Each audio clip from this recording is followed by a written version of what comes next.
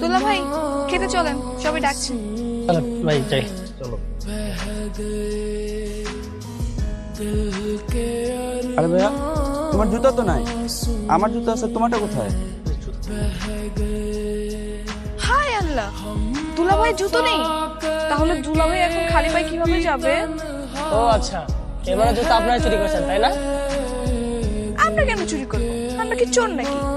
আমরা তো দুলা ভাই জুতো সযত্নে রেখে দিয়েছি। এক কাজ করেন, 5,000 টাকা বের করেন, আমরা নিজেরাই দুলা ভাই জুতা পায়ে পরিয়ে দিই।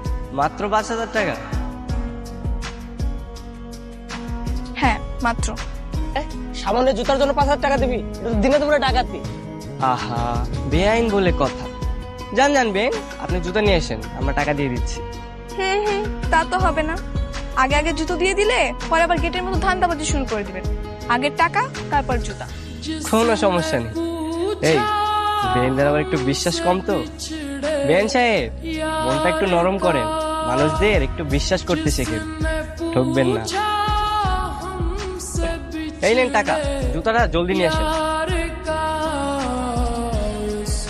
যা জুতোটা নিয়ে আয়।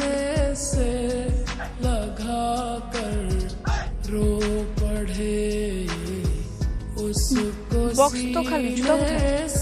আরে জুতা নাই মানে কি বেন সাহেব, টাকার জন্য কি আবার জুতা চোরাই বাজারে বিক্রি করে দিয়ে আসছেন নাকি?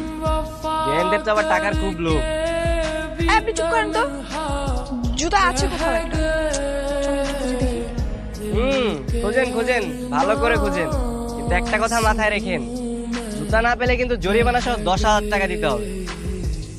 কেন 10,000 টাকা আবার কেন জরিমানা দিব আমরা? আপনার টাকা লাগবে না আমাদের, এনেন ফেরত নেন। এখন টাকা দিলে হবে? চুরি করা জুতাগুলো কে দেবে বেন সাহেব? নাকি আবার দামি জুতার লোভ সামলাতে পারেননি? হ্যাঁ বলেন, জুতোগুলো না হয় দান করে দিব। আচ্ছা আপনার কাছে কি কি প্রমাণ আছে যে আমরা জুতো চুরি করেছি? আমরা কোনো জুতো চুরি করিনি, তাই না? বল, আমরা তখন মিথ্যে কথা বলতেছিলাম। এই চল। এই বেন সাহেব, চুরিটাও তো ঠিক মতো শিখলেন না, আপনার চুরির হাত খুব কাঁচা। এই ভাইয়া চলো যাই আমরা।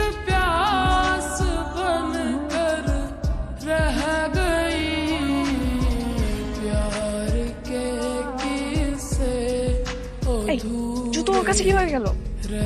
মিম, আমরা কিন্তু বারবার ওদের কাছে হেরে যাচ্ছি। চল, এবার কিছু একটা করতে হবে। বেয়ের যদি 12টা না বাজেছি, চল।